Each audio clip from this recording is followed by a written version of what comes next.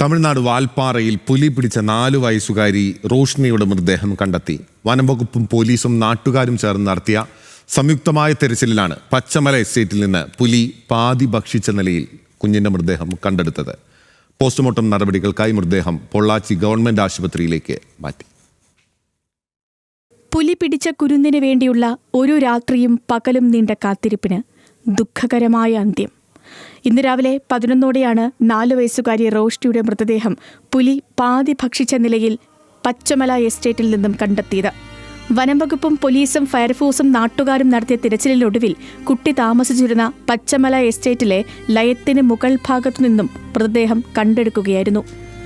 Annamalai tiger reserve വനത്തിൽ ഉൾപ്പെടുന്ന പച്ചമല എസ്റ്റേറ്റിലെ തൊഴിലാളികളായ ജാർഖണ്ഡ് സ്വദേശി മനോജ് കുന്തയുടെയും മോണിക്ക ദേവിയുടെയും മകളാണ് റോഷ്നി.